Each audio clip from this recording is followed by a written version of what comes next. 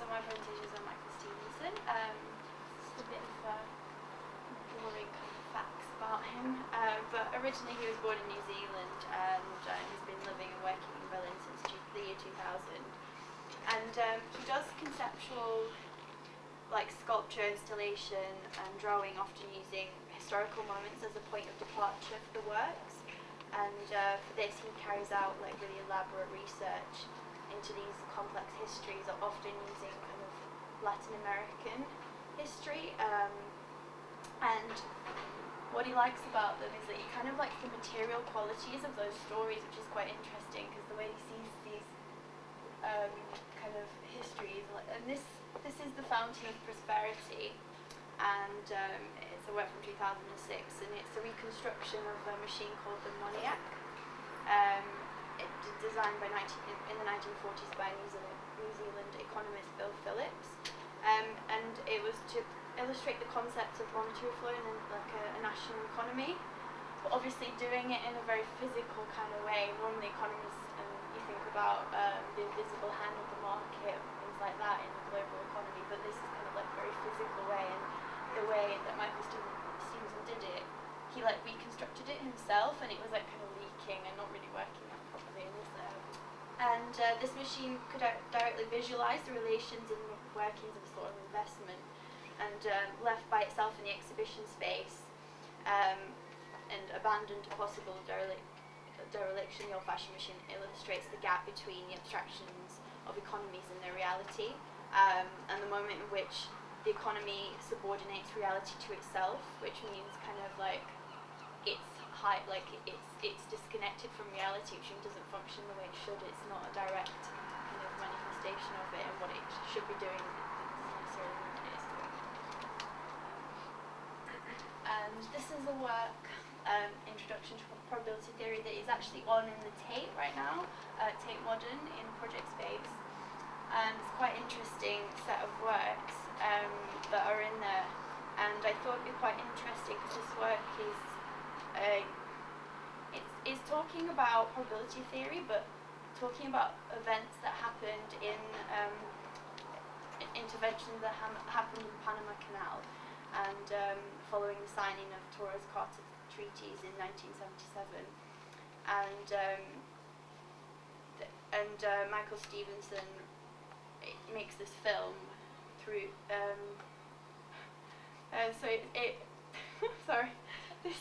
this work relates to the events surrounding the presence of the Shah of Iran, who was in exile in Panama in 1979 on the small island of Cantadora. This episode presents through a narrated script based on the observation of General Torres, Chief of Security, who's this mathematician, and someone else is doing a presentation. He's called Choo Choo, and he recounts this history through probability theory, which is quite an absurd thing. So he's kind of like trying to reconcile like probability, and it creates these really absurd kind of like moments where he's talking about this, but he's actually talking about history, which turns into sort of fable. And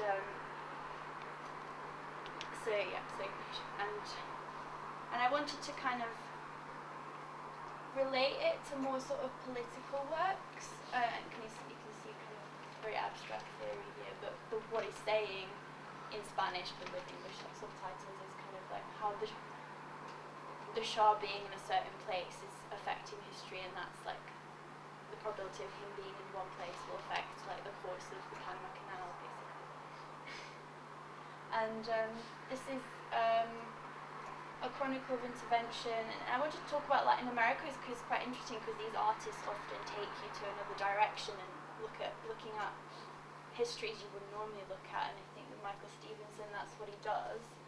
And this is Group Material, which is a timeline of different interventions that happened in Latin America, and it was on show in 1984 in PS1 galleries.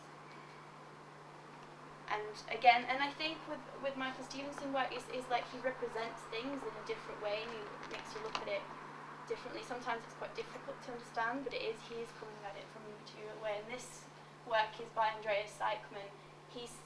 It's also in the Chronicle of Interventions, but he's doing it pictorially with these images, and it's quite funny. It's kind of this illustrates it in this way. And there's a video that goes with this as well. You can't see that.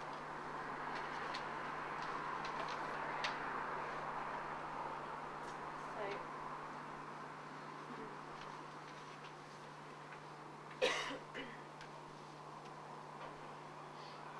this is kind of a objects have physically disappeared, only the images and the memory remain. And now I'm going on to the works with the aeroplane.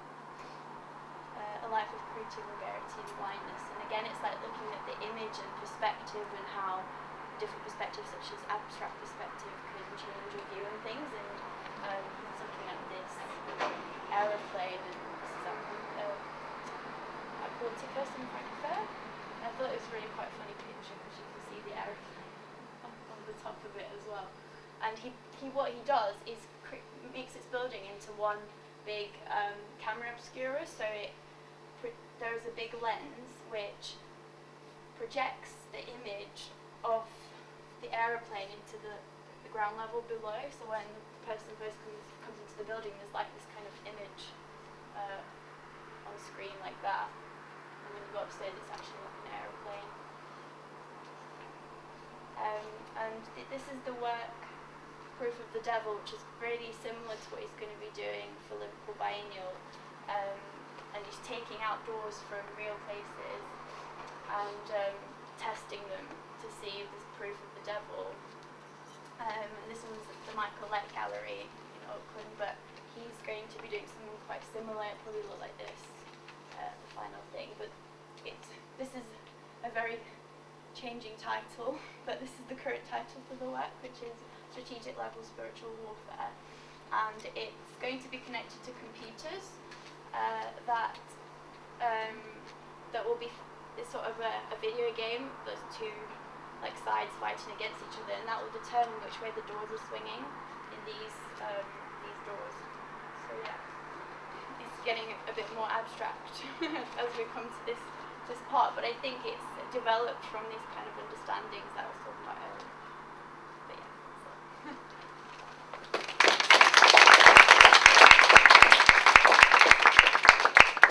Tasha, would you be able to explain a bit more about the whole idea of, I know that our piece in the biennial is going to be called Proof of the Devil, but just kind of the ideas behind it and the concept and how it relates to this one. No, I've got some research. And I mean, I think you've already heard about the story about the guy, the mathematician. That was Rosie at the start, but some people might not have. Yeah. Did you want me to tell you about that? Okay. Yeah.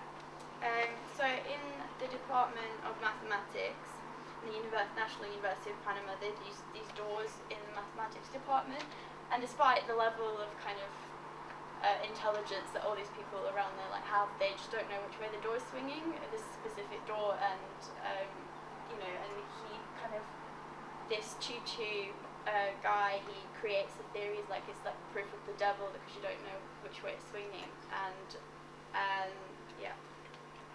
so, and that's how, and this story really fascinates Michael Stevenson, is kind of like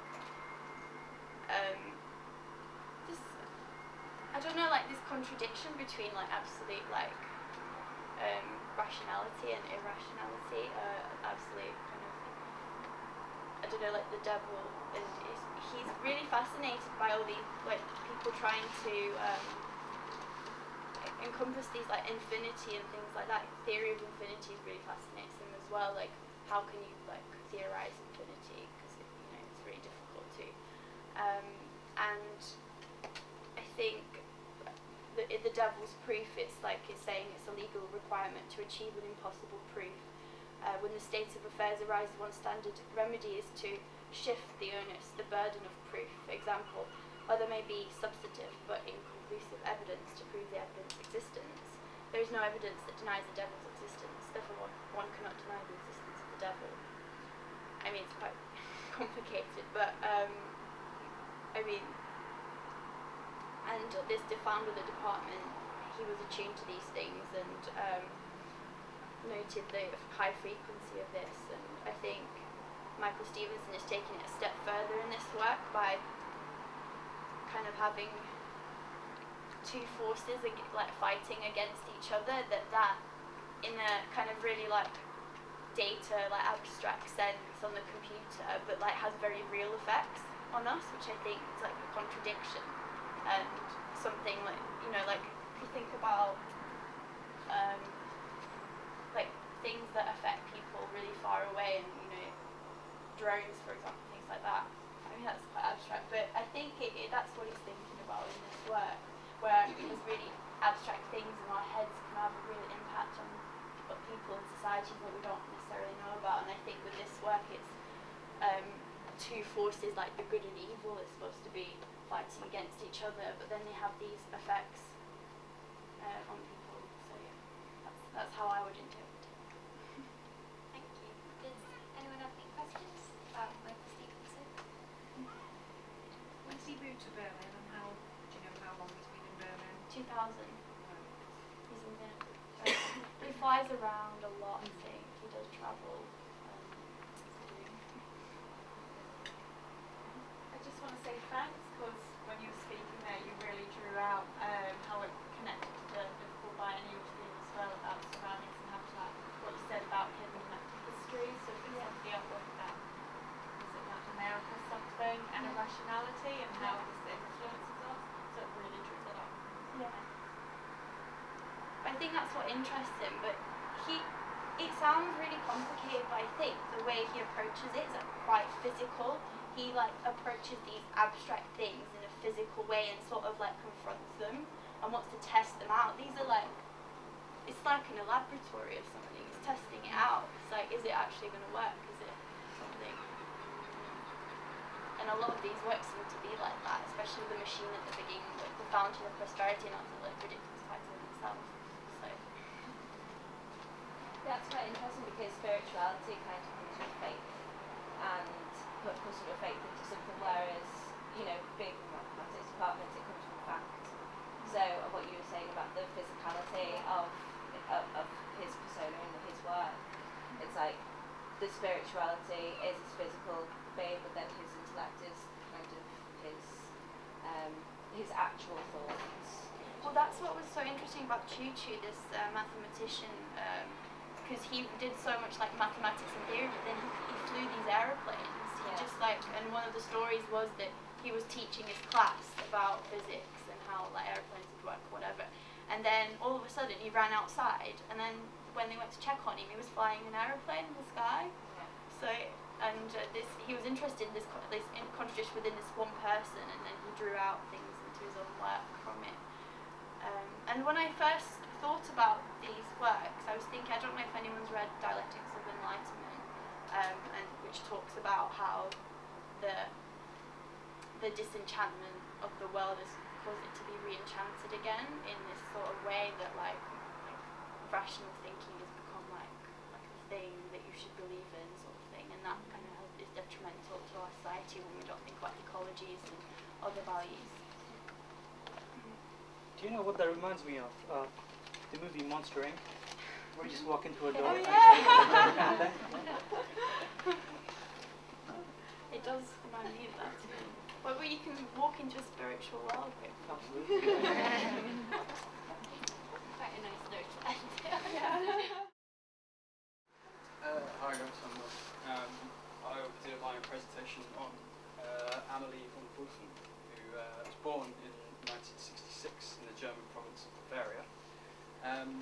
I'll state at the beginning, there's not a great deal to find about von Wolfen, about either her personal self or her artistic or political views, so I've kind of been looking at quite a lot of her art and then sort of drawing my own interpretations from it. But anyway, she attended the Academy of Fine Arts in Munich, and then later on in her life became a professor of painting, which is quite a nice job title, I think, at the Academy of Fine Arts in Vienna. She's known for her collages and works on paper that include photography, paintings and drawing. And as you can see, a lot of her work here is just simply known as untitled, and then quite often followed by brackets of just a plain description of what the paper's in, but the artwork is. Sorry. A lot of her work involves dreamlike scenarios in which sort of fragments of her own personal life combined with sometimes suggestive and evocative narrative elements. And as you can see here, quite a lot of these combined in the same images. Interior and exterior scenes are often overlapping in the same pictures as well. Von Wolfen's most recent work was displayed at the Gio Marconi Gallery in Milan. The exhibition contains a new series of oil and canvas works like this one here, again, simply untitled. Also, she has a comic strip which is portrayed, like, constantly shown on a loop on just a projector screen. I don't know if you can read it here, but this is sort of portraying herself flying through. She says, "I definitely need to be seen here too." And then later on, she's on the right-hand side there, she says, saying, "There's the cool table, I definitely need to sit there." And then she's roaring to herself, why the cool table is full and she can't talk to, all these art critics and all these people that come to see her shows. So I think that shows something of her own personal character, and she quite clearly thinks a lot of how people view her as a person, not necessarily as an artist.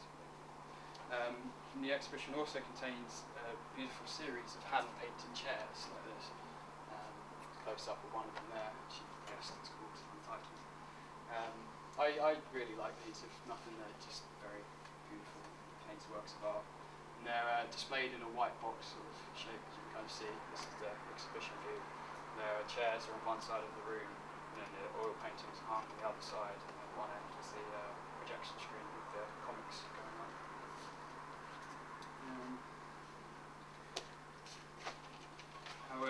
Some of her earlier work, it takes quite a different artistic style and quite a different theme. This is from 2010, her exhibition entitled "This Is How It Happened," where a lot of characters that are not human, like a tooth there, usually fruit quite often, strangely enough.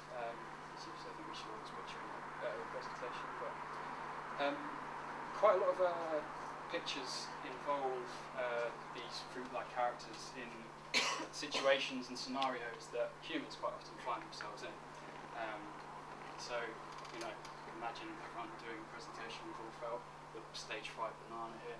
Some of them are slightly darker. I mean, this one on the right, for example, it's funny, there's a little lemon there arguing. But if you were to imagine that with real human characters in, so there's either a couple arguing over a dinner party or some friends arguing, kind of brings on a different theme, and like the disguising of the reality of the situation with humour is quite interesting to me.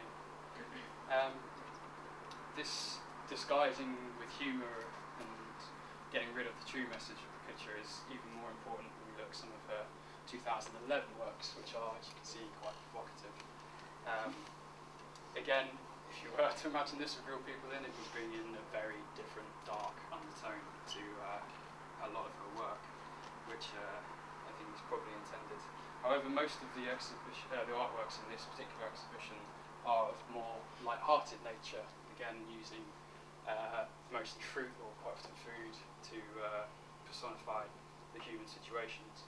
And I think the contrast of the happy pictures of ice cream sledging and a load of couples at a concert bring a very sharp perspective to some of the previous works, which contain lots of fruit in some quite strange situations that you would expect to find fruit in. There is some very strange one. If you Google Amelia von Wolfen's 2011 show, you'll be in for a shock. This technique of using sort of humour to sort of cover the true meaning, perhaps, of the piece is a technique quite commonly used in the worlds of literature or film, plays, or anything. So I don't know if anyone's seen or heard of the play "Oh, What a Lovely War," for example. It's set in the First World War. It's hilariously fun play. It's very silly, very slapstick humour. But then, obviously, being about the First World War, there's quite a lot of death and human misery, and these happen on the stage, but you're laughing at them. And it's the same technique, I think, which is being used here. It's masking true meanings of some pieces with humour and comic effects. It's quite an interesting technique. And sort of, on the second thoughts, the viewer might be tempted to view some other situations in a different light, and it's kind of perhaps a statement on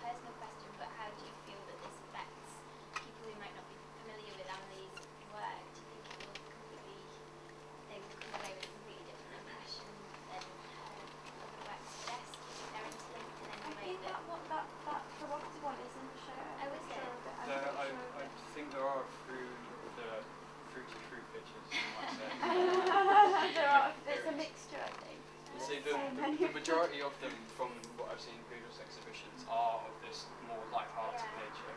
And I think the fact that you get the odd one or two quite disturbing pictures, you know, an extra layer of thought, if you like, bring that context quite nicely. If they were displayed on their own, then yeah, I think it would give the whole exhibition quite a different feel. Okay, so my artist is Norma Jean. This is like an anonymous artist born in 1962 in LA and now living in Italy. And the name is actually Marilyn Monroe's birth name. The artist was born on the night that she died and has taken on that persona, so we don't know the artist's gender, there's no biography, so I haven't really got that many facts to give you all. It's a bit of an old one. And it's more like the artworks are more about sort of a collective identity. This is a piece of work that Norma Jean did for the Venice Biennial in 2001. The title is like a series of hashtags that were popular, like sort of trending, is that what we call it, during like the Arab Spring and the Egyptian Revolution. And like this is like a block of plasticine that sort of originally formed the colours of the Egyptian flag. And like the public were sort of invited to do whatever they wanted with it, so they could pull it apart and like make things on the wall. And they weren't allowed, like they could take it away as well with them, but they weren't allowed to leave it obviously in other artists' work, if that makes sense. Yeah, and I found this picture actually, which I thought was quite funny, because the whole point is that like the public and the visitors get to sort of be the artist, they become Norma Jean as well, it's about participation. I thought that was quite funny, like they could do whatever they wanted with it. There was also like, you found things sort of I was here, or like little love notes as well. I thought it was quite sweet, like what people wanted to do with it. And then in terms of a needle walks into a haystack, I thought that's supposed to be, yeah, so it's artists whose practices corrupt everyday conventions and pervert their logic. And I think that Norma Jean's sort of working to like sort of mess with like artistic authorship and authority, and the public can come in and like Norma Jean, we don't know who that is, he or she is never seen in public. And then I also thought about that piece from the Venice Biennial is like the Arab Spring, that was about revolution, sort of changing the established order, so I thought that is where that links. I don't know if anyone has any other opinions about that. Yes. Yeah. It just says a needle walks into a haystack. Well, how this artist work sort of fits into the I theme. think the work that this artist is showing is called All Artists Are Liars, and it involves an ice machine. Yeah, like I'm not sure. I think it's going to go ahead. I think it's fine, but it's quite difficult. yeah, I couldn't really find much about that. It's supposed to be like an ice machine. Yeah, Powered by solar powers and rain. Yeah. Okay. Yeah. That's all I've got. It's very complicated. It's one of the complicated. You know more than me, I don't know. I didn't know that from But my yeah, no, rosy it's an days. ice machine leaking onto the floor Yeah. using solar panels. Yeah, but we did have some problems with Yeah. the solar panels, because Yeah. when we There's a lot. worked out, you know, how many solar panels it takes to do whatever, Yeah. it takes about like 2 roofs full of solar panels to like have a hairdryer for like 15 minutes. And the ice machine that we want needs like a desert full of, you know, full of screens. One of the more technical ones, I'm not sure. So yeah, so I think, I'm not sure, that's the last thing I heard about it, but maybe we found a desert full of, you know, I know solar that panels, it's but definitely set. It's not. it's still happening. I just don't know And how it was meant to have solar an- panelled it. There's meant to be another piece in there as well, and that's not happening. But I've not heard about that not happening yet. So Will it just be that one? what's the significance of this work then? No, this is just the theme of the biennial. Is a needle walks into a That's the haystack. theme of the biennial? Yeah. Oh, okay. So I was going to say, it reminded me of alphabetic spaghetti. I can see that, yeah.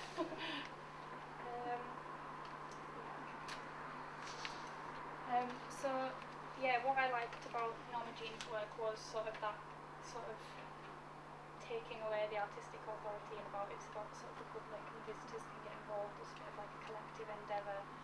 So this is one called The Straight Story from 2008, and it's sort of 3 booths that like people can go in to smoke, and it's about how, well, I think how smoking has become like, it was a social activity, I guess. Now it's a bit more antisocial. It's about taking yourself out of a situation to sort of indulge your own pleasure. Like it's more of a private thing, like you're getting pleasure out of it in a very public place, so people, like, you're on show there.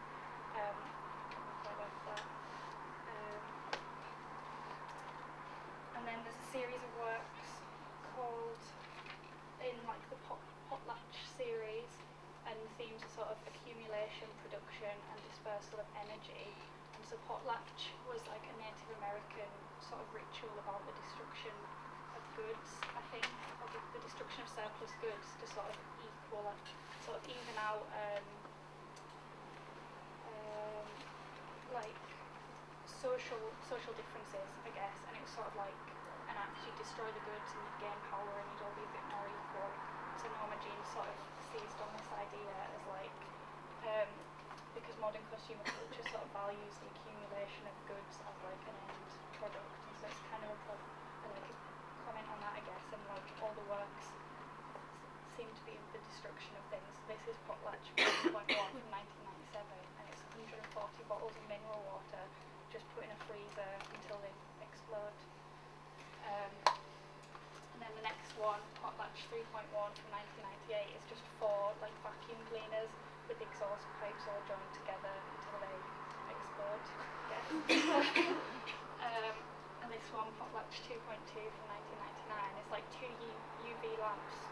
And something, I mean, I don't really know much about it, but it's sort of the interference of the lamps and they explode as well or something. They stop working anyway, I don't know really much about it.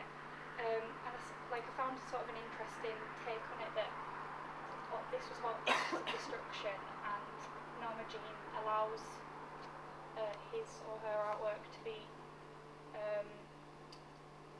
to be financed and bought, but not to be sold. You have to sign a contract when you buy the pieces. You can destroy them. So I don't know if that was a bit sort of interesting. And I also liked sort of other things that I liked about Norma Jean's work were sort of about like collaboration. So who is the artist? Because we don't know who Norma Jean is, and this piece, RPM, in absence of her mistress, the bitch jerks off screaming, was actually a collaboration with some engineers, and it's sort of like the motorbike sort of revs into action as the viewer gets closer, and it's about that interaction. It's supposed to be about the push and pull of like attraction and repulsion, how far the viewer wants to sort of get involved with it. But what I liked was, how is Norma Jean the artist, or the engineers the artist? It's sort of collaborative, and it's a bit of a blurred line, I guess. And similarly, this is called Loops of Fury Mono from 2004, and this is, in one room there'll be like someone will go in and have their heartbeat recorded, and then that'll be transmitted to the speakers, and they'll go louder and louder as the viewer gets closer, and that's like, it could go very loud. It's about how far the viewer wants to push themselves. But again, this was like a collaboration with engineers and like an IT technician.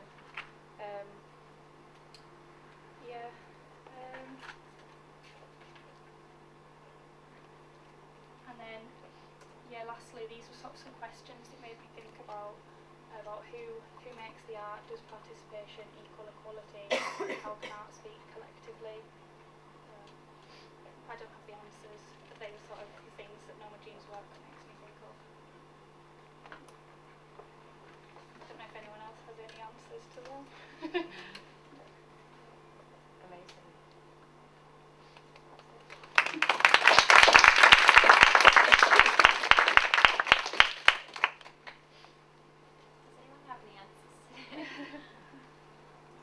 Or any questions? Yeah.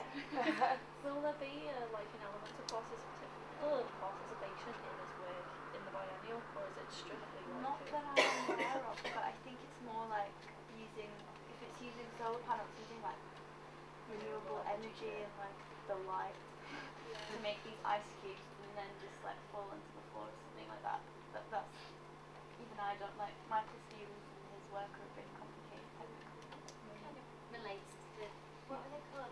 Potlatch. Yeah, it kind of relates to that idea of using energy to create something And then just just something. yeah. That's quite an old question. question. Because if you go back to the medieval painters, in their studio they used to have apprentices who painted a lot of the pictures, or certainly did the wall carving, and then the famous artist would just put the last touches on the stand's name. And that's where people got the idea of the factory, you know, because he didn't do most of that, it was just sunscreen by people who worked for him. But he just put his name on. So, who does make art? Because a lot of anonymous people made it throughout its history, that the people put the name on it. Even Henry Moore used to sort of have like a team of people who would work for him, so he just designed it and they made it. Yeah. So yeah. I guess that's not like exclusive to the art world, and like in a lot of other situations, one person will get the credit for what like a large group of people have done. I think it's the same with like architects. Architects design the building, but then a whole group of other people, from engineers to constructors, they make the thing, but you would never really think that they build a place. You just think of that architect. Yeah, you have one name. Yeah. Sorry for sure. That question links into the participation aspect of it as well, because who makes art? Well, was it Laura Jean who made the art in the first piece that you showed, or was it the participators that made the art? And similarly with what you're saying about the architecture, is the people who build the building, or is the people who design the building that make the building worthwhile? It's the same with their piece with Laura Jean's pieces as well. I think it's almost supposed to be that like when the participants do it, they also take on the persona of Norma Jean. Yeah. I think he likes to sort of use like the determination of like between objects and the public to sort of create art and create a narrative to it, I guess, as well. It's an interesting and creative setting which is attractive enough to make people want to be here, because if they could reject that completely and walk away, then it would implode on itself.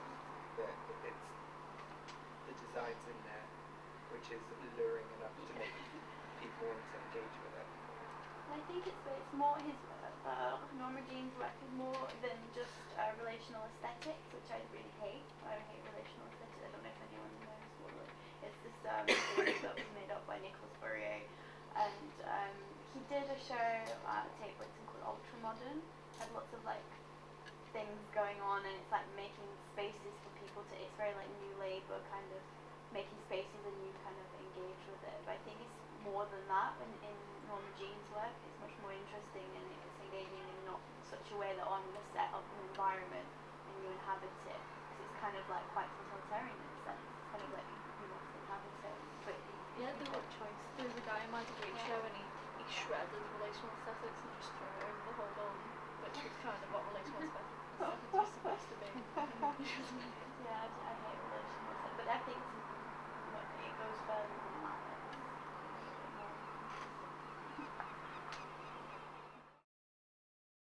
Okay, so these are artists who both collaborated together, but I'm focusing on Joseph Strauss as the main artist. So there's not a lot of interesting information about him, but some interesting points that I kind of researched was that he was born in Vienna, but he currently lives and works in Berlin and New York, and he's only been part of 9 exhibitions in the UK, so this will be his 10th.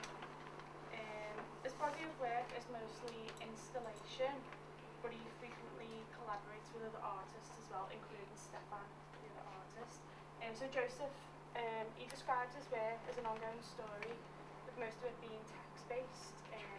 So I feel, from looking at his work, I feel that it's mostly minimal and modest, but it captures people's attention as well. So in 2009, he exhibited Inequalities Suspended in Chicago. It was a solo exhibition featuring paintings and sculptures with texts engraved onto them. He used various fonts and languages to create a more cautious and casual understanding, and I feel that there was a sense of automatic within the work, and there was a lot of space, and nothing is hidden, even the books. And in the press release for the exhibition, it said that Strauss used the finished artworks from other artists as his inspiration, and he plays with the idea of remodeling them and taking on the role of the assistant. Letter tunnels. Sorry, I've lost my notes. This is a series which was conceived by Joseph and Stefan, so they both collaborated together on this, and it was an architectural translation of textual narratives transmitted through sound and vision. So the Freeze project, that's what it was part of. Joseph and Stefan were commissioned to present a series of previous work, Letter Tunnels. It was a heavily interactive artwork with viewers being encouraged to sit and crawl within the letter-shaped architectures. There was a lot of variety of everyday objects as well as text and audio installations placed in between them. So thoughts that I had when looking at these were space, social awareness, active participation, art being a form of communication, bringing importance to foreign objects, daydreaming, and it also requires a sort of thinking process. So yeah, I'm hoping this will be in this year's exhibition, but I'm not too sure.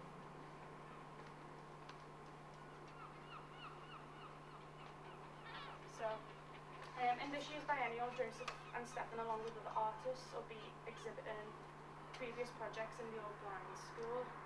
The school was founded by Edward Rushton in 1791, and in 1851 the second building on the south side of Hardman Street was followed, and it used to be the Merseyside Police Station, and then it was later on the Trade Union Centre, and then the Picket in the 80s. So some advantages of having the biennial here is that the building is not a typical gallery space. It holds a deep history within Liverpool, so making it a part of the biennial will provide more significance.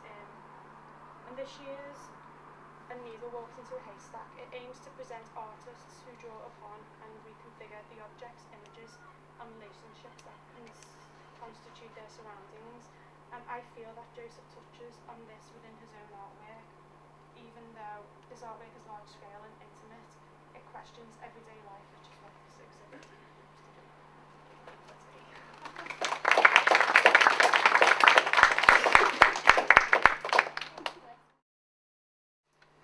Kind of the reason I've done it the way I've done it is that there's not a lot on Jeff and Alice on the internet. There's not a lot of videos you can see the work, and like I put pictures in what this video was.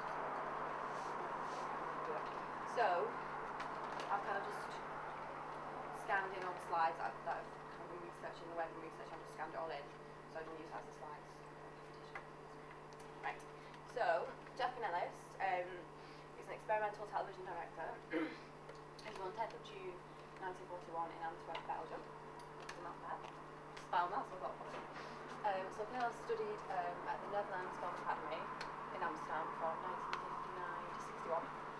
And then he did his national service in the Belgian Army in the information service from 62 to 63. He didn't enjoy his formal training. When asked if his training was worth much, he replied nothing at all. I might as well not have finished school because it didn't interest me. Of course, it didn't mean much, but the cinema did. And I didn't go to the cinema since I was little. And I think, yeah, it's really important to say that the cinema was a massive influence on him, especially French cinema. So he'd always go to like Paris, Amsterdam to films because he lived in a really rural area. So how do I make it click to the next?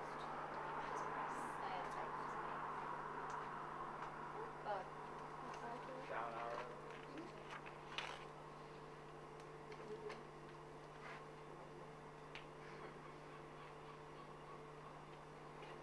Okay, so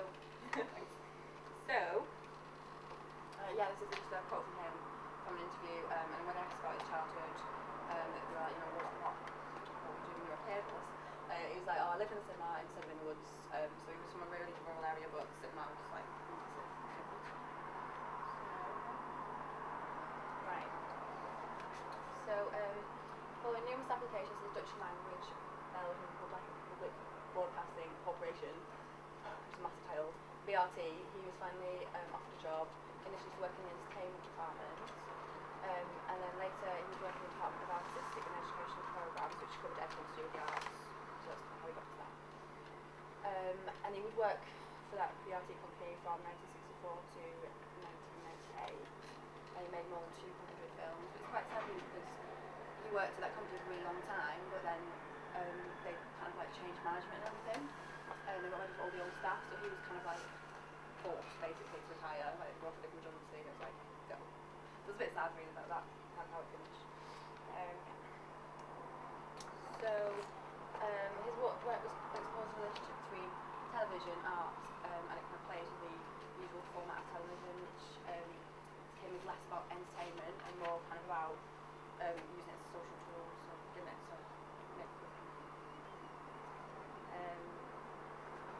so a lot of his films were about architecture, literature and the arts. I've got this really kind of wordy quote as well, which I'm going to read out here. So he was kind of in an interview, and it was like, the 1966 Venice Biennial was one of the first exhibitions that Cornelis filmed. It was this film that laid the foundation, for his methodology. The way he depicts an exhibition as a closed space for a community, preoccupied with the issues and conflicts that concerned its members. If anyone else is quite wordy, that's not funny. Right, how to pronounce this? Anyone know? Castle. I don't know. So that was kind of a really important film that he made out of Castle. Was kind of like launched his career, if you like. Beforehand, he was working in the entertainment department he was working in, and this is the reason that he was moved to the arts department because they were really struggling with this film that they were making. So they basically headhunted him from entertainment, brought him in to kind of like really help with this film. So that was kind of key on him. When asked at what point did he realise that documentary film was his area, he replied with the above. So it was while shooting for my first film for BRT about the Elden Castle. I couldn't get a handle on it. I didn't know what it was, but it was a terrible experience, and in my opinion, a dreadful film. But what happens? Everybody thinks it's fantastic, and I get a chance to look at the film. So it's kind of like he didn't really like it. He wasn't happy with that piece of work, but kind of like propelled him forward, you know. So yeah, by this time, he was kind of getting really like disillusioned with cinema as well. So he was kind of like moving towards television a lot more. So this is another quote of his: "The cinema is empty." So that was quite good. Okay, and then another quote from him. This is full of really great quotes. Public television was becoming commercial television. Even the news is theatre, it's bad for the theatre. So I just think that shows that he's kind of like, even though he's working in TV, and it's kind of like that's the area he's chosen, so he's enjoying that, but really he is kind of at odds with the industry he works in, if you know what I mean. It's obviously kind of getting quite commercial, and it's kind of more about making money and things like that, whereas he just wants to push the boundaries of television and see what it can do. The companies that also push the next thing that can move on. So he's kind of like, yeah, that's a bit conflicted.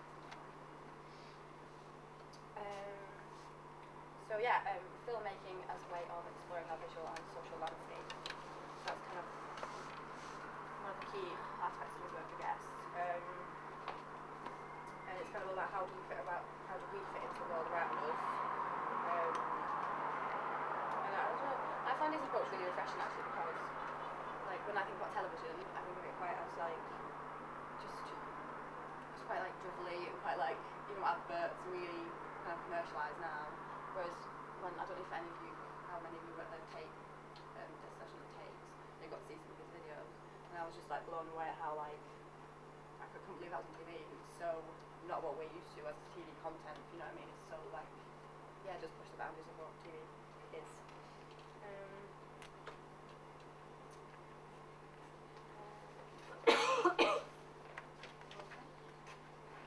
So, the exhibition for Biennial, this year's Biennial, is at St Andrew's Gardens. It's going to be an apartment, I think. Is that right? Yeah, an apartment on television sets. So, I think, yeah, I don't know where it is exactly. Can someone point, is it kind of like thereabouts? Does anyone know exactly where it is? Just off London Road. Yeah, it's not TJ Hughes. It's not on there, but I thought I'd left it anyway. Just like up that way, isn't it? Yeah. It's like up the hill away from Lime Oh, Street. here. London Road. Okay, well, I have to find that. So yeah, and I think kind of like television was one of the most kind of like everyday objects, really. If you think about a television set, you see it in everyone's house, don't you? You're just used to it, totally used to it, ignore them. And he takes kind of what you're used to a TV doing and kind of totally flips it and makes it kind of more about asking you, showing you something that reflects the culture we live in, and like our, I don't know, kind of like how we live in our world. Do we really think about how we actually live from day to day? Like the thing with the cars, and it's like now you need a machine to go outside, almost that's how we saw it. So I think that's quite interesting. The way of taking everyday objects and kind of questioning.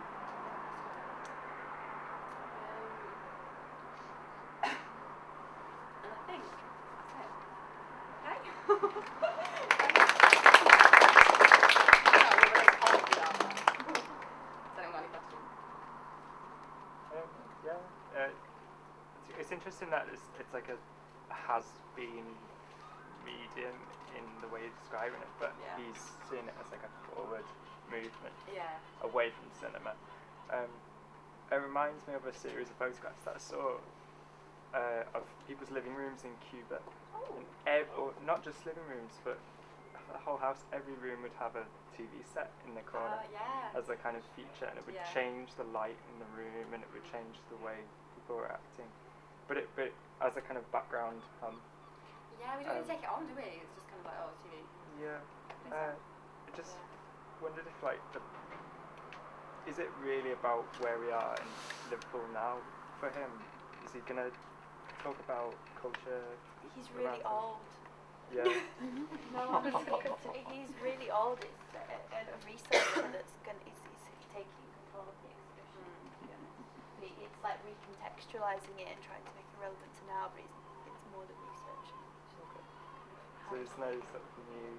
But I think with places, I think with places like Cuba, for them, Cuba's actually got this whole embargo going on with America still, and it's really hard for them to leave the country. So TV is the way of them interacting with like the first world, and like that's the way. So it becomes like a form of freedom or something. Because for them, they can't even leave the country, most of them. Yeah, I watched this really interesting film called Happiness, which was shown at Docfest, and it was about Nepal and them just getting introduced to TV and to the internet, and there was a village in the Himalayas, and they were they had to sell 2 yaks to get 1 TV for the whole of the village, basically. And they were all sitting around watching wrestling. But I was thinking it's quite interesting that his work is so informative. Do you think that there's an opportunity for TV now which is so commercial and it's so driven by money and corporations? Do you think there's an opportunity for his style of work to be reintroduced into modern TV? I'd be really good if it was, but I don't know. I think TV now is just so saturated with adverts and just constant. It's just, I don't know if it's too far gone. Maybe it'll be something they do and they put on at like midnight or something, midnight till 4 a.m. You know what I mean? It's interesting that his work was factual and it was by a broadcasting company. It was broadcast for the public to watch. Yeah.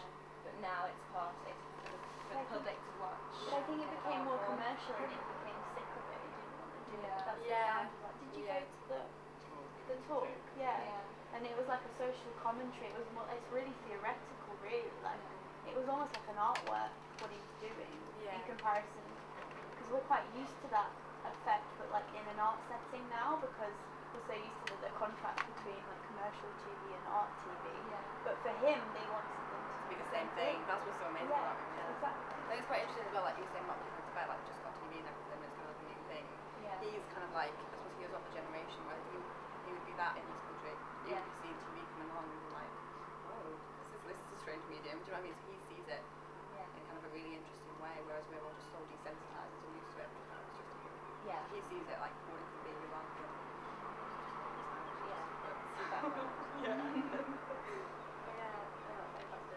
I think he touched on it before about the idea that sort of use it as a social tool.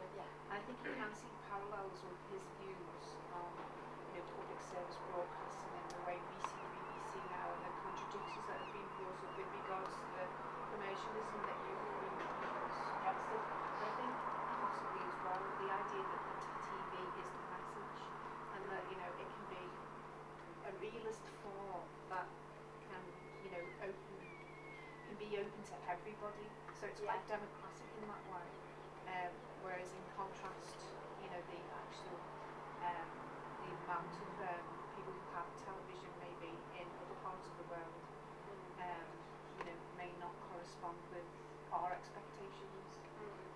And has anyone read, I mean it's like quite a general text, it's Walter Benjamin, The Work of Art in the Age of Mechanical Reproduction, which is quite a text about, and it's relevant to him because he started to kind of film works and for them to be more accessible to people, and I think that text, it really, he's almost could be influenced by it, and it was at the time, it was quite very. Maybe I should read that. Anyone else got a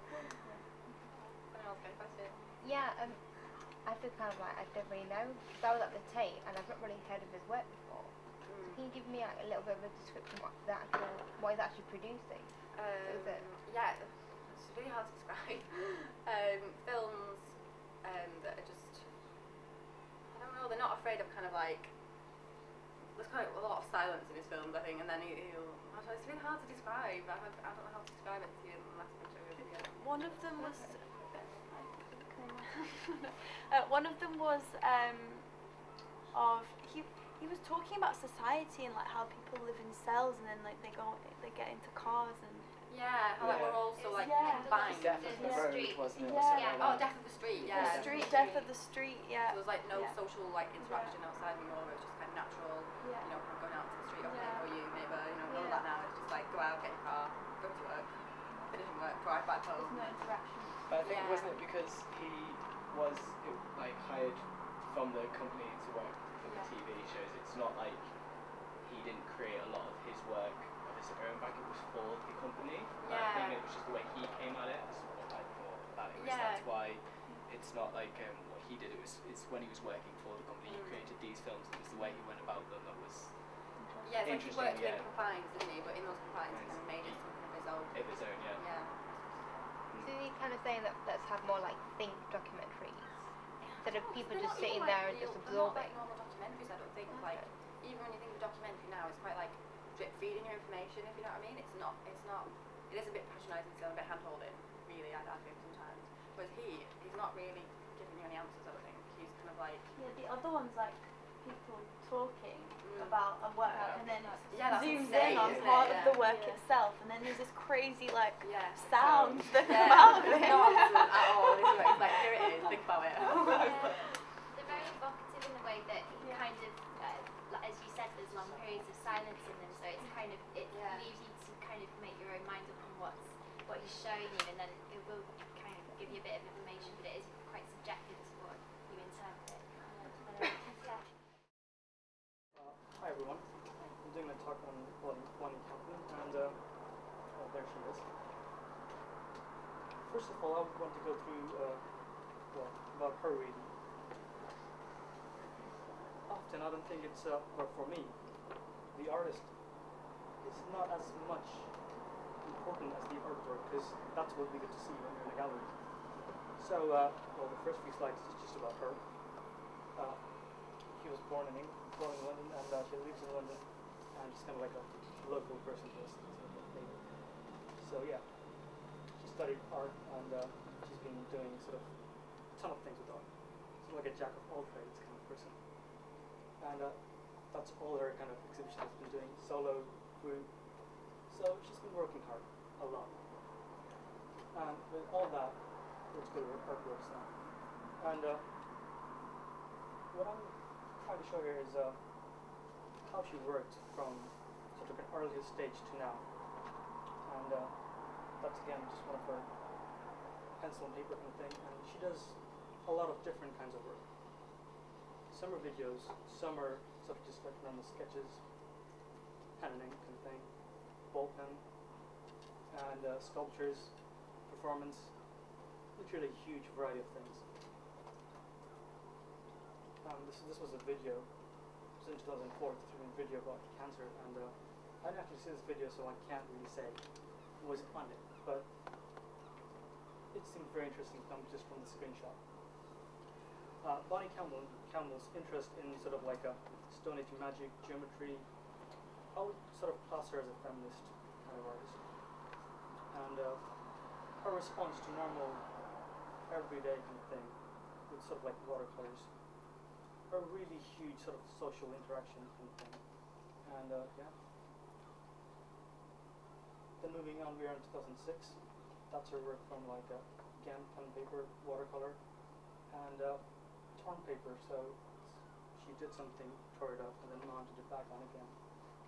It's kind of like an interesting thing. Kind of makes you think that maybe you make something as an art because you really invest your time in making something precious to you, and then maybe for some reason you tear it out, but then think that I kind of liked it and put it back on again. So it kind of shows her personality in a way. So how she thinks. This is a video, and this one I did get to see. It's sort of like again from a feminist point of view, and I didn't put the link on there, so you can't really click anything or see anything. So just a screenshot. It's these three women, but you don't get to see them all at once. Just a black screen, and then one of them comes up, like sort of like a genie in a bottle kind of thing. And then when the two other person comes on, and they're kind of dancing in this dark space, they overlay each other. But then again, you can sort of see the gradient of them, so you see them as light, not as person.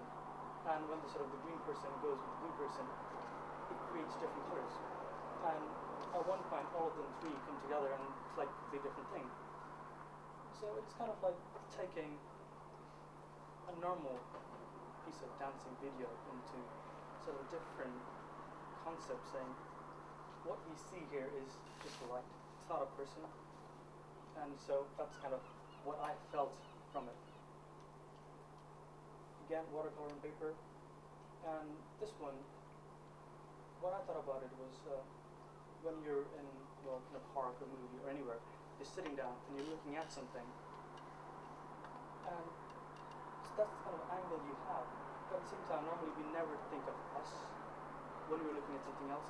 But on this one, you can see, I would presume that's her drawing something, but at the same time she's included in the painting, the sketch here with watercolor. As if to say that, yes, I did that, but at the same time I was there doing it.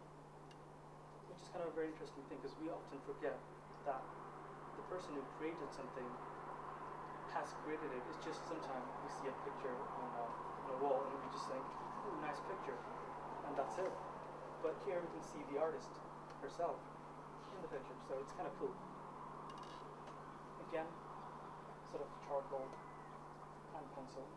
I think he really loves working with pencil because it's something that we all have. It's just there. But hardly, not a lot of artists, hardly any artist does that. But they do work with it sort of to create ideas and generate things, but then they go off and make something else. And then we never really see the whole use of pencil as much, but that's something I really love about her work. Triangles, well, I don't really know. I don't really like this work, but you might have a different opinion. To me, it shows space. It shows that there's a three-dimensional thing going on a single paper. And it kind of creates this vision of light, because we often, when we see things in 3D. And even though that's just a plain piece of paper, I can see the red coming out forward and the blue kind of going back. And so yeah, it creates this space sort of in a form that isn't actually there, it's an illusion. But at the same time, it's kind of interesting because they're making objects in a paper. And then we're kind of moving into sort of her later kind of work. Both of these was in 2011. Again, pen and paper kind of thing, pencil paper and watercolor. It kind of shows like, what I'm trying to show here is a gradual progress in our work. The first work we saw was in 2002, and now we're in 2011. And we still have the pencil stuff, but we're kind of moving into sort of like more sort of objective things, like more sort of like still life-ish stuff. And this was like 2013, and you can sort of see that there's a person in there, and well, the other work that she's done, she's always had a human thing going on, especially with sort of women in the whatever kind of art she's making. And in a way, it's portraying, well, she's a feminist artist, I would say, instead of like a more, not a sexist way, but showing that something is going on, and that's her sort of response to the social thing that's happening. But this is the work that I was very interested in, and this is the most recent thing. I'm not sure which one of her work is in the band, so triangles are?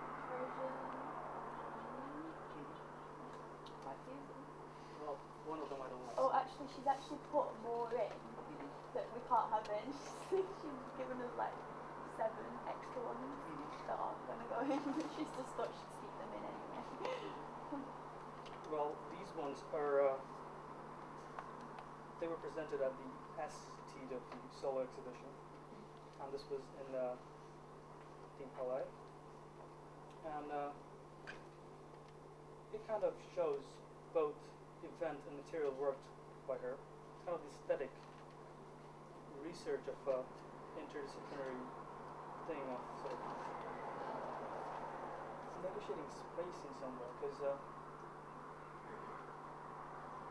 it's kind of like having space built into a paper, and you can see the way they're marked just by pins and stuff. So the whole process of showing that work is an art itself, because yeah, you can sure go and sort of frame things and everything is sort of neat and nice, but her work with just paper and kind of sort of like a response, like a quick response to something that she's thinking, and to me that's really great. And it's well, it kind of feels weird in a way, because you don't really, well, I wouldn't normally expect a gallery with just pen and paper kind of thing mounted like that, but it kind of surprises you, and it kind of makes you think that artwork, well, the idea that goes behind it and how you get to artwork is also part of work, and that's it really. And yeah, that's it.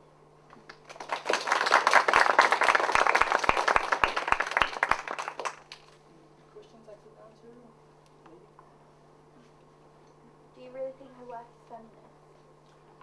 And how? Yes. And what? Not everything is feminist. It's like, I think she responds to different things, and a major part of her work is based on sort of feminist kind of thing. Like, okay, let's go back to the triangle. I think, okay, that maybe she's trying to show like red with sort of a gender and blue with a gender, because we normally think of pink as women and blue as boys. Maybe that's part of it, even though she isn't really drawing or showing us any forms here, but in a sort of like a, I don't know, subliminal kind of thing, it is to do with that. How come if that's true, she hasn't changed the blue? You know, if you say like the pink, she changed it to red, you know, to kind of get rid of that kind of stereotype. The blue's also a stereotype for boys, so how come you think maybe she hasn't changed that to green? I think, well, kind of get that point that across. was not on, that was on that. Well, on this, well, the blue and the green and the red, they're all forms of female, or female forms, and but the way they kind of appear on the video is like sort of like a black screen. There's nothing, and then there's just one person coming out from nothing, and then she's dancing, and then after about a minute, there's another person comes up, and there's another one. But what's interesting is, normally if a person is dancing and someone goes behind you, you can't see the person behind, but on this one you can.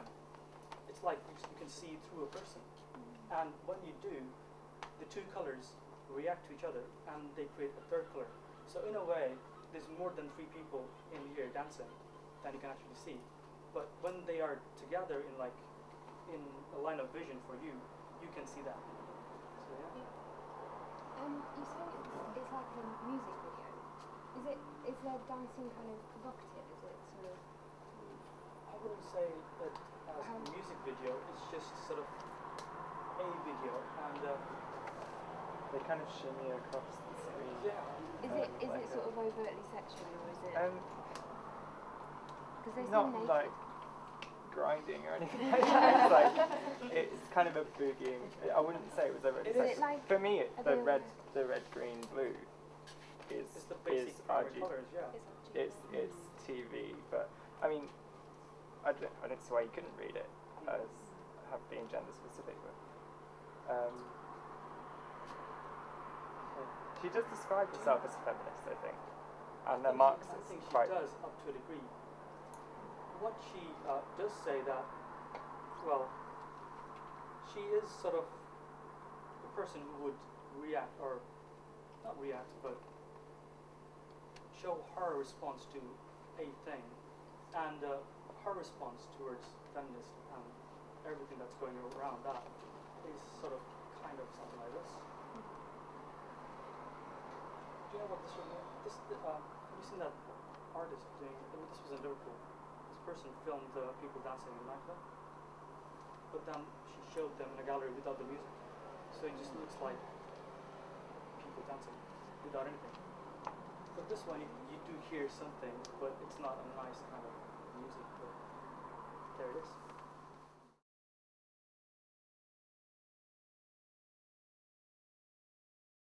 Okay, so me and Zoe are going to do our presentation together. So 2 as 1, we're going to get really nitty-gritty into it. It's a lot heavily personal ideas. I want it to be more of a discussion on Sharon's work. Sharon Lockhart, she's a photographer and videographer or whatever. Born 1964 Massachusetts, does contemporary work.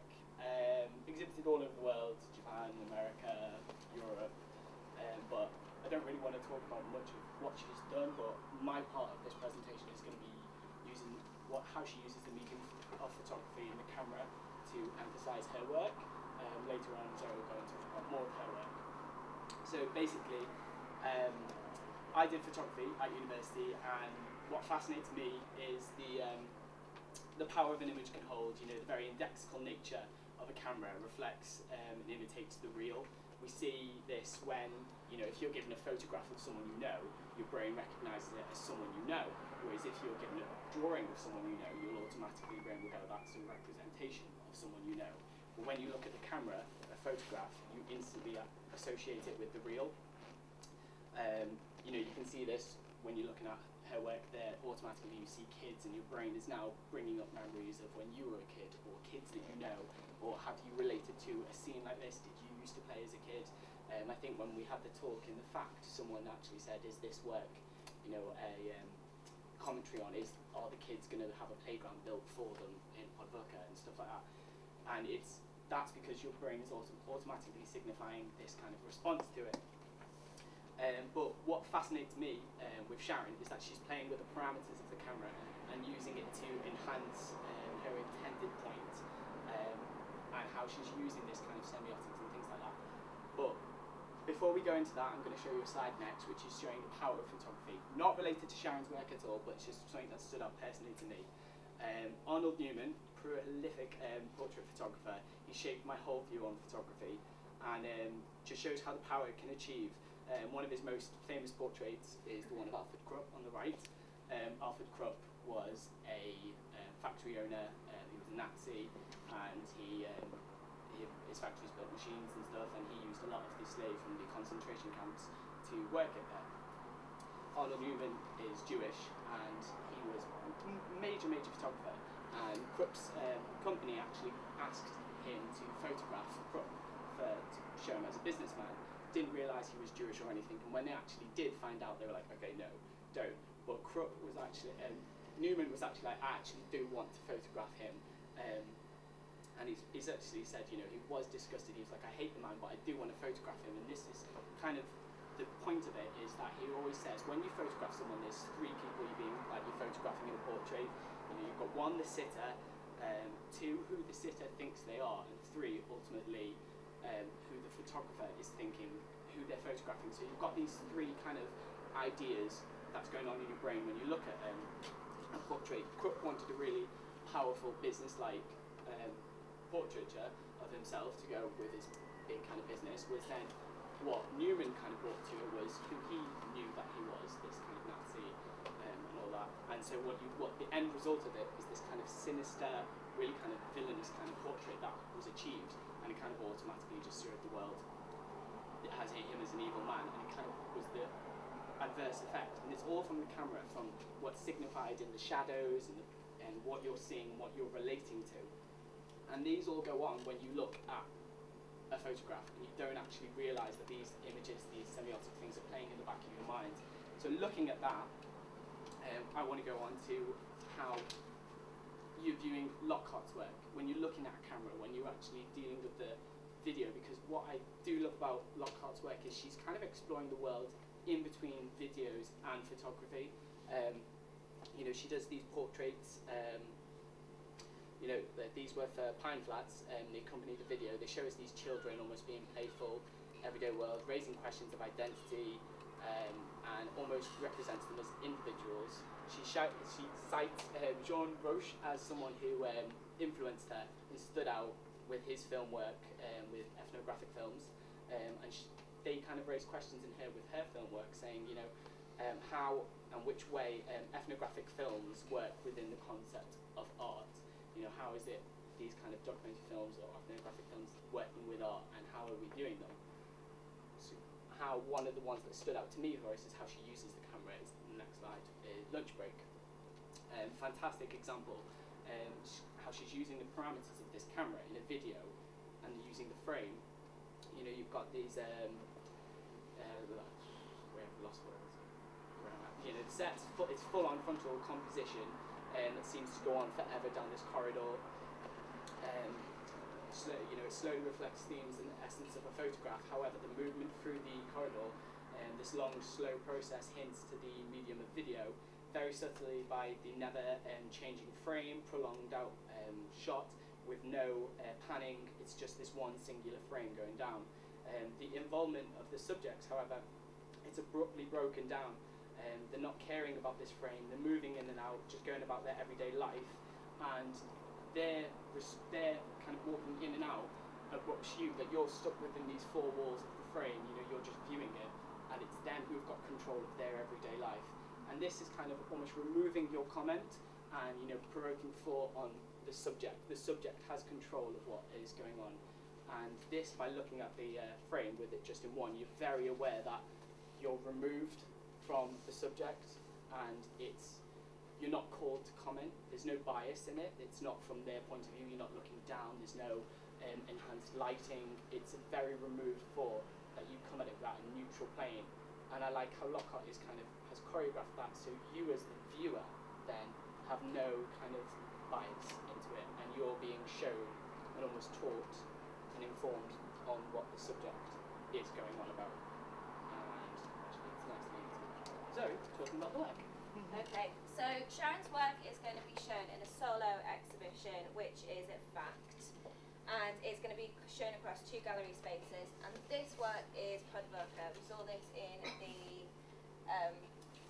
presentation that was shown at FACT, and it presents the audience with a deadpan shot of children playing, although there's no children playing in this one at the moment, in the village of Łódź in Poland, and it's shot in the style of cinema verite and observational cinema.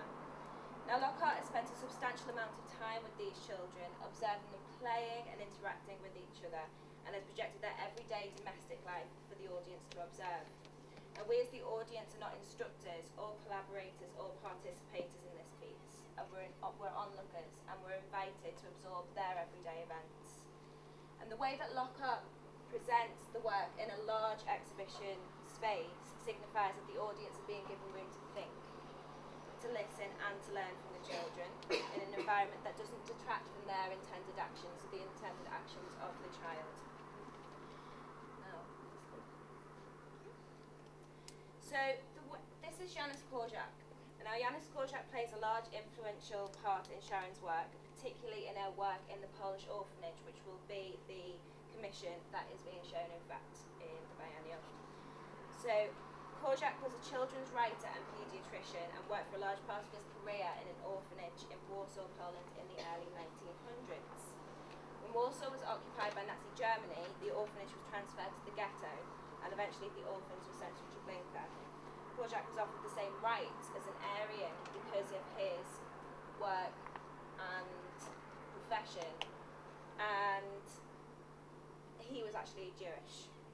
So he was offered this special dispensation, but he insisted that he would stay with the children in the concentration camp, and as a result of that, all of them died in 1942.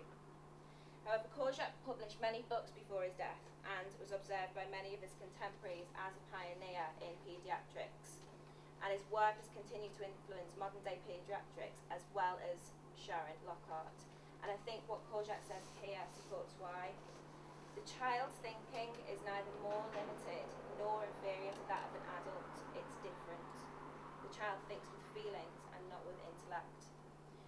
It's apparent in Sharon's work that she considers the value of respect and identity, particularly for children, but also for other members of society, as we've seen in Lunch Break as well.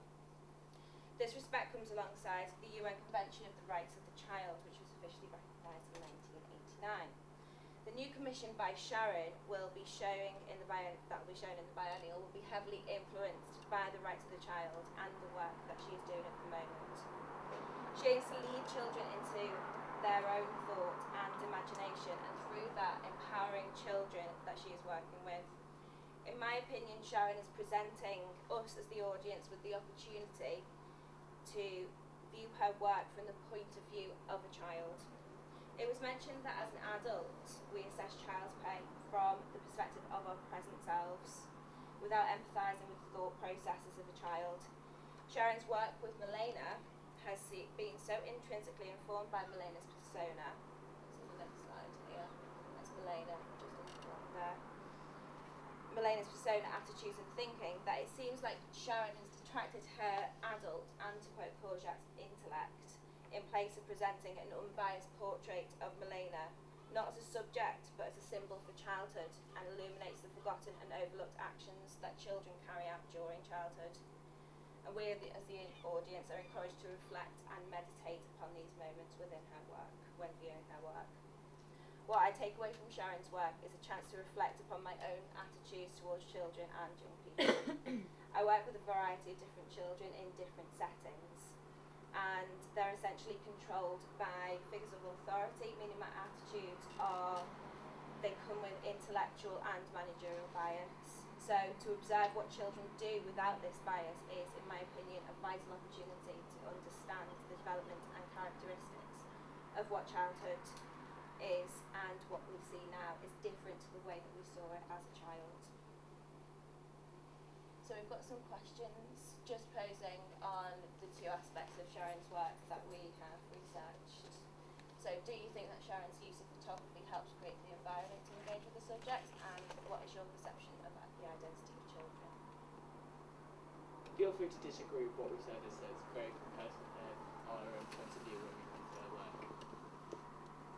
It's quite interesting with photography in children, because when you take a photograph, obviously encapsulating a moment in the past in a single frame. And I guess finding the children thing as an adult looking back at your childhood, it's sort of almost like photographs, moments of your own history that are frozen in your head. Yeah, we were actually going to put in images of ourselves in this presentation, because what you're saying is we look at ourselves when we were younger with a completely different viewpoint to what we felt when we were having that picture taken. Yeah, like you're saying, it's hard for adults to truly sort of empathise with what's going on inside the children's head. It's kind of hard for you to put yourself back 20 whatever years, and then get a realistic feeling of what it was like to be that young. Yeah, it's like you automatically put yourself onto it when you see it, but what's interesting about Sharon's work is she's removing all that and giving it back to the subjects of the thing, like in Lunch Break and like in Podbook.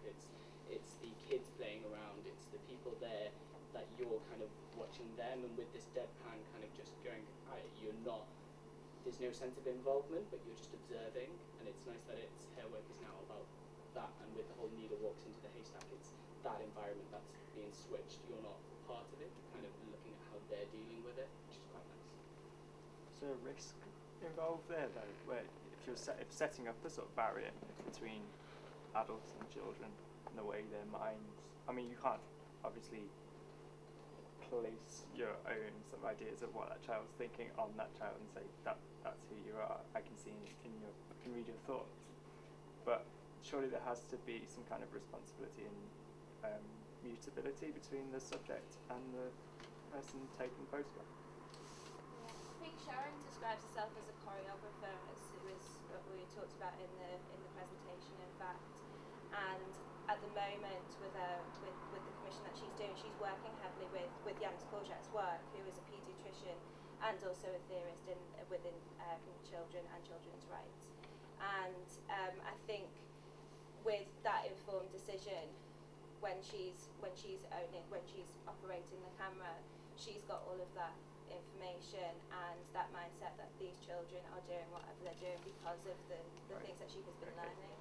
And I think it's Yannis Courgette's kind of philosophy, isn't it? The education, like asking questions that you don't have the answer to. You know, it's this whole the child's right to play, the child's right to be involved. Whereas in schools, you know, you grow up and it's this is right, this is wrong, kind of. It's a different take on that, and it's giving it to the child, kind of thing. And it's a different environment of learning. So it's removing that, putting yourself onto it, and giving it to the child to learn with it, kind of thing. I don't really know much about that kind of philosophy of things, but it was that kind of a different giving centre of it's as like saying, you know, Sharon Lockhart's a choreographer. It's giving, you know, it's the scene of the camera. Even as a photographer looking at it, it's not a massive scene that's orchestrated to make you feel a certain way. It's like when you see if you watch a book, it's just these kids running in and out of frame. You know, you're very aware that once they're off camera, they're gone. You can't see them anymore, but they're still there playing. It's still them, and so they have control of what's happening. So that for me was quite a nice example of how she plays it. What I liked most about her work, and I love her work and the way she's completely that world between a photograph and a video, and it's how they cross over, and she's playing with it all. I love it. I was just going to ask, how far do you think that her work kind of idealises the idea and kind of concept of childhood and innocence? Or do you think it kind of combats that and tries to kind of reveal it as a false? I think there is a certain idealism of childhood, and I think that we've kind of presented an idealistic view of childhood, but also her work presents more deep and meaningful and kind of troubling aspects, like with her stills of Milena, with Milena looking in a really vulnerable position. She's not afraid to target that view of vulnerability. So I think that when people look at the idealistic view of childhood, you don't really want to look at the vulnerability, but she does present that within her work. And I think that's really important, because it is important to put those both together, because they don't work without each other. I think that in particular with the work with Milena, it does kind of present that, but in her work in general, I don't think that she wants to portray this innocence of a kid. I think it is, again, giving up to the kids, whether it's this whole innocence of a child or not. I don't think her work is aimed in that way. It's a very commentary on all aspects. Like I look at it in like Lunch Break as well. You know, it's not dealing with kids and stuff like that, but there's still aspect of presenting something in their own way. That's not just have to be this innocence, but it could just be how they're experiencing what they're experiencing.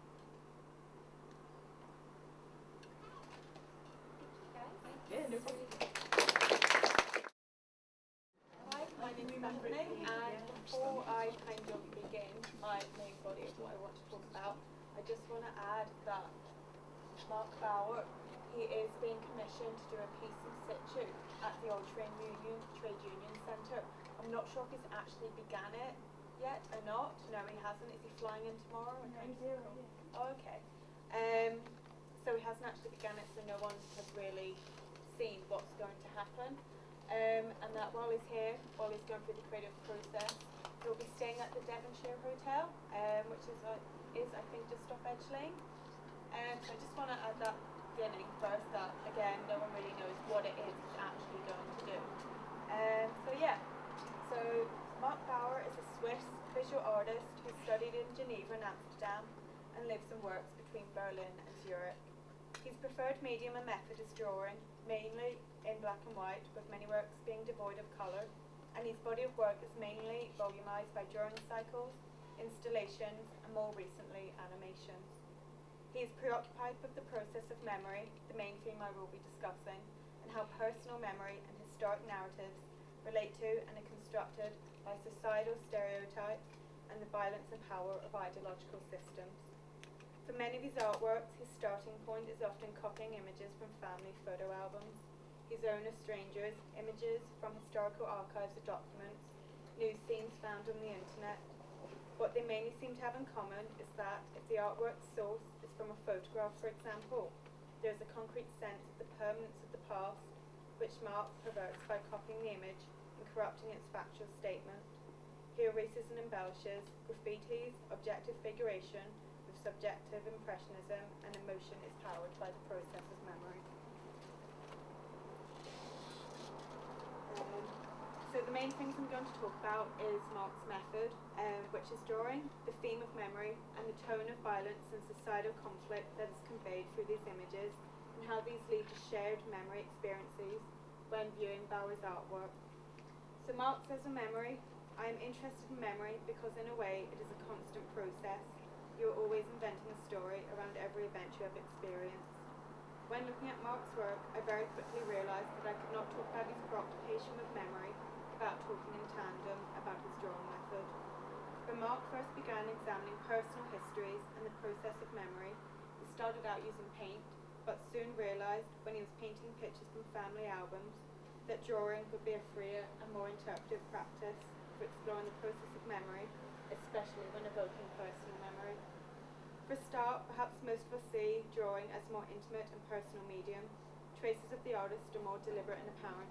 The viewer can see a closer connection with the physicality between the art and the artist, because there is obviously deliberate traces of the hand.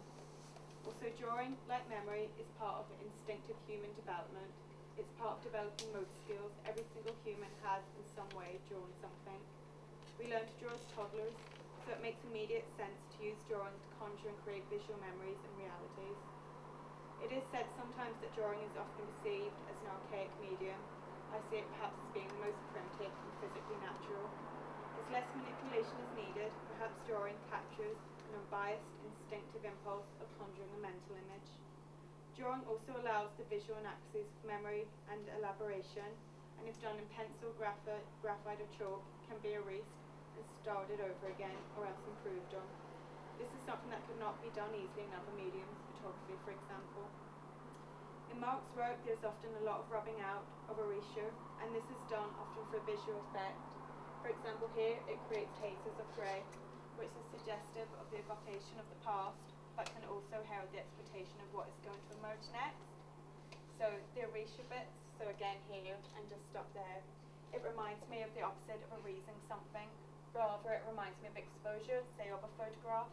It looks like that it's going to be developed, but the process is still ongoing. I feel it is expecting, and it's leading up to a significant point, perhaps because it features many men, and personal history, and perhaps of masculinity, because it does come from a series of drawing history of masculinity. Erasing is also symbolic of erasing the past and starting again, so erasing can be seen as a point of reflection in the artist's creative process. To quote the art critic Jean-Charles Verne, Mark Bauer's drawings are archaeological in nature.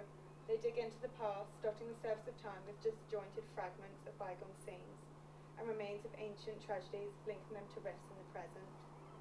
Visually, this is true. In some artworks, there are multiple stories being told alongside each other. There are things that are looked to have been rubbed out and redone. So again, there's a boy here. Again, it's kind of more hazy here around the edges. And if we want to use the word archaeological, then instead of erasing, I want to use the word digging. When Bauer erases part of an image, something is thrown up to the viewer, another dimension of narrative emerges, but it's up to the viewer to decide what that narrative or story is. So this is called Ambidland, which I think is German for the word Occident, which isn't a spelling mistake of accident. And Occident means two things. It refers to the Western world, and it also refers to a French far-right political group as well. So it's kind of threatening on a world order kind of scale. And for me, this is represented by the man and a scary looking dog. But as well as that, it also reminds me of a school scene as well, and kind of reminds me of when police came in to talk to you about stranger danger, or dogs with, like, you know, who can sniff out drugs. And I think perhaps the other people kind of get a sense of this as well. Kind of looks like a school gym or something. It does look like someone's been invited in, someone from the outside world of school, perhaps figure of authority. So yeah. So I think narratives of ours, images, relied on shared images and memories everyone has. So this is also, I think it might be German, I'm not sure, for history of masculinity as well. So many might recognise this as a seemingly innocent universal child's image of me and my dad, something that we were all encouraged to draw at school when we were 4 or 5. We can all recognise ourselves in this image because we almost slightly produced a version of this image. It was something we were all encouraged to do. We may not have struck this pose or had this exact holiday setting of a beach in a boat, but it's stereotypical enough to recognise it as a regressive summer holiday memory of when we were small. The mini-me child, copying the larger male in a brutish posture of masculine strength, is a smaller duplicate of the father figure, a bit insidious and creepy looking, suggestive that perhaps the child, now as an adult, resents his passage of socialisation and realised that the grown-up wasn't actually someone to look up to or rely upon to be strong. This suggests a rite of passage we all experience, the infallibility of the parent, their failure to protect us, and I believe the failing of the memory that ultimately children will one day be let down by their first authority of power, their parents, is very visible here. An emotion of revelation and corruption of innocence drives this image. The emotional narrative triggers our own childhood histories, regardless of the context and historical accuracy of the physical setting of the image in relation to our own. I bet most of us have forgotten the exact place or the exact time when we realised for the first time we were being let down by those we loved or by our parents. But what we do remember is the emotion of the memory, and I think the emotion is more real than the reality itself. I think then that is why Bauer is interested in reworking images of events and histories that in terms of linear temporality he didn't experience firsthand. Born in 1975 in Switzerland, some of Bauer's most important artworks refer to a history that physically Bauer didn't exist in. For example, images of Mussolini's fascist regime in Italy and the Nazi concentration camps of Auschwitz and Dachau as conjured in Bauer's film The Architect, a film described as a premonition of the Nazi regime. These terrible histories are a history we all share in Europe. Learning them has informed us as world citizens never to forget.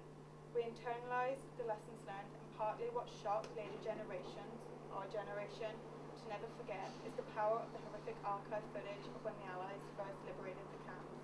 Again, all of us have seen such images, although they may not be the same ones, but they're likely to be really familiar and recognisable to all of us, just as this scene is. I bet we all have our own personal memory of discovering the horror and violence of this history, and it is this personal emotion of revulsion and grief for those we did not know that has led to us having a collective memory of this event and a shared history of it, one that allows us to consensually agree on societal values. Because Bauer's work often has a strong fascination and repulsion with history and societal conflict and tragedy, be this on an individual micro scale, such as the socialisation of children into ideological systems of thought, be that of gender, politics, class or religion, or in the macro societal or world scale, as seen in these images. So, why Liverpool Biennial, and how does Mark Bauer's work sit with a needle walks into a haystack theme?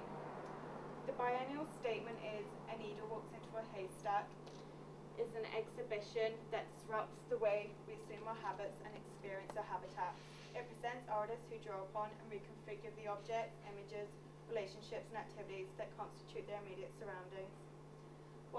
While addressing larger questions facing contemporary life and art, these artists work on a scale that is intimate, tangible and within everyday reach.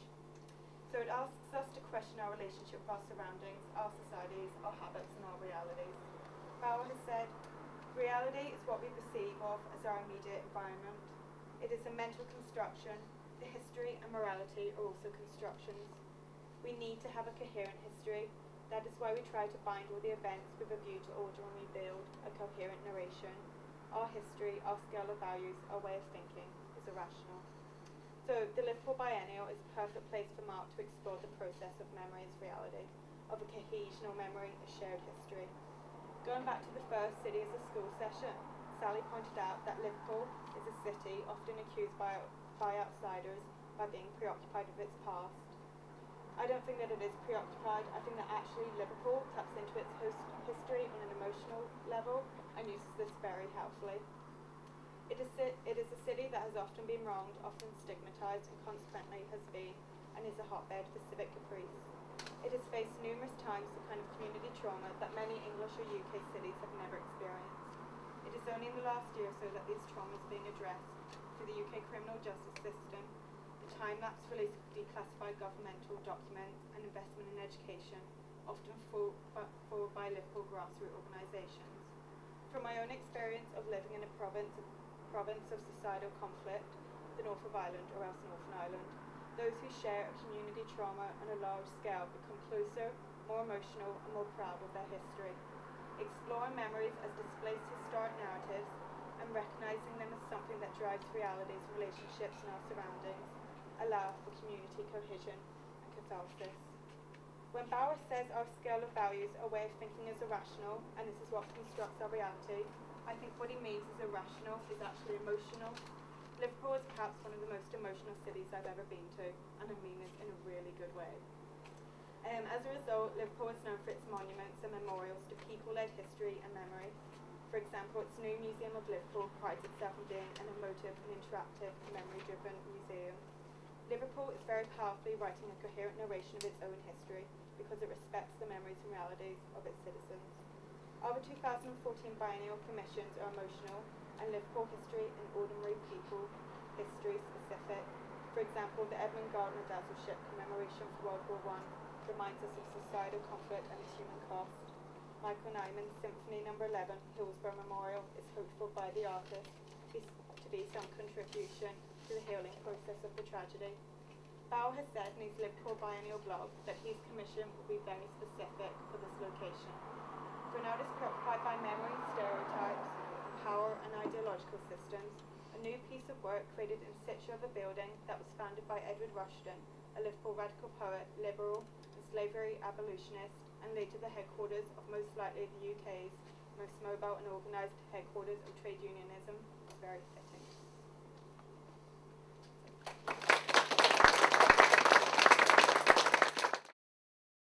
An artist from Jerusalem, Israel, born in 1977, and he graduated at Columbia University in 2007.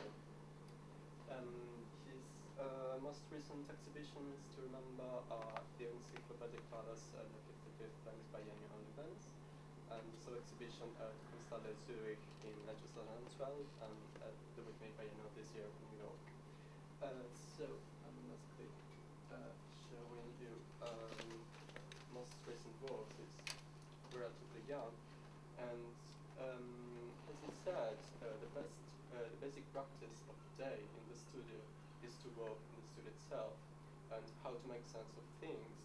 The studio practice he refers to consists of working with typography, topography, and cartographical representation in order to recombine the flat logic provided by representation and extend it in everyday life, such as conversation, directionality through traveling, for example, traveling. This is an exhibition he made with other artists in New York last year, and this is the installation of the Venice Biennial in 2015. So he basically works with founded objects and recombining everyday materials in a kind of traditional avant-gardistic way. So he could be redirected to the use of a case as a 20th century aptitude. But we could compare his work with the research of John Cage or Christian McLean, Michel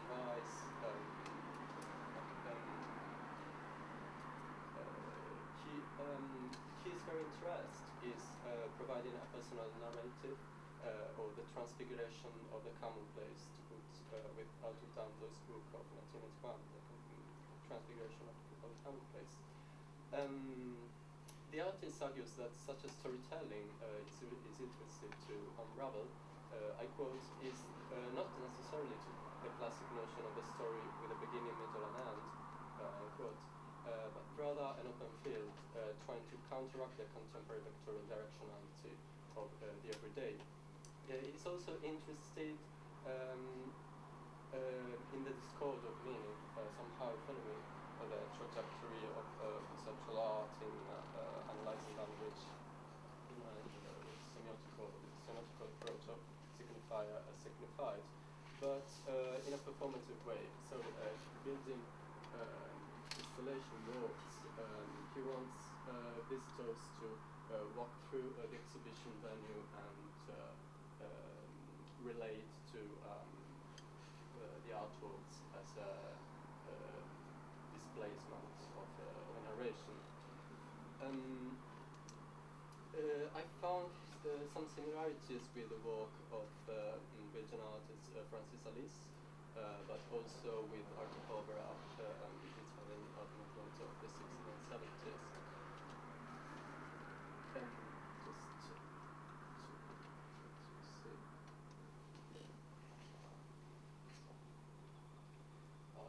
Kind of, he asks images to recombine with objects, but also to find a correlation.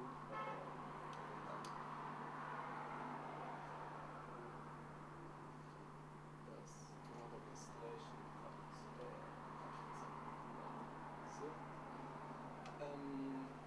in an interview with Professor Ulrich Hobrist in 2012, he said, from a formal point of view, the nature of my work is performative. I seek those aspects of my way of thinking that trigger the idea, or the logic of a story. Instead of narrating the latter, while studying from a text, I use multiple elements. In a way, he really inscribes himself in the history of the avant-garde, Dada, Fluxus, but also the postmodern attitude with Cindy Sherman, somehow mixing elements together to find an alternative narrative. But he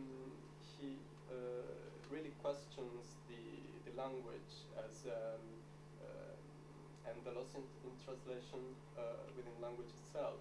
He made an installation at the Highland in New York last year, and he presented a soundbook that explored how we use personification and animal metaphors to define human behavior in our daily conversations. So it was like a sound piece throughout the Highland, a suspended highway in New York, reused as a park and an exhibition space. Just to see some more images. He works with different media.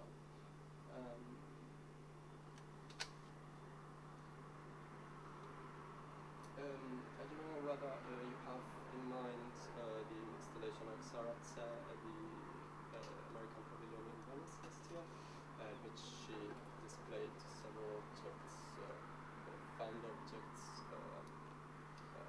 communicating all together in a very similar way, just somehow making a composition of in a surrealistic or dadaistic way.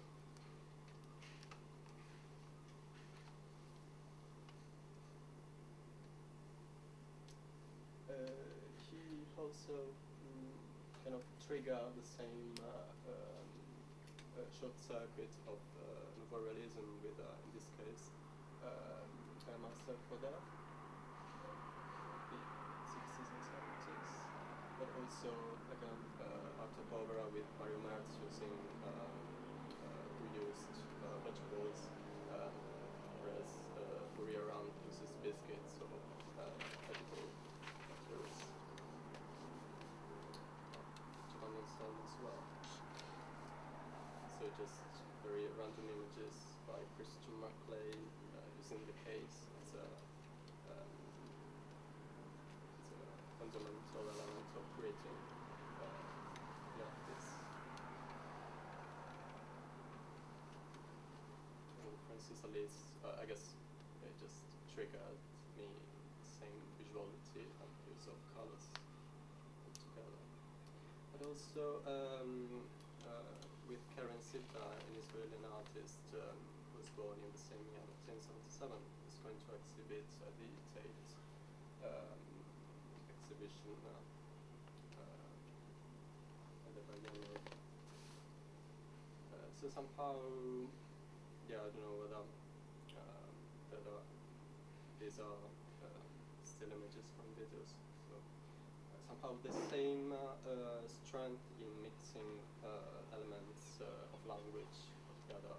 Karen Sita does that through cinema and TV language, whereas Uri Aram focuses on the very the subtle and invisible energies of objects as elements for creating new narrative. That's fine. Sorry for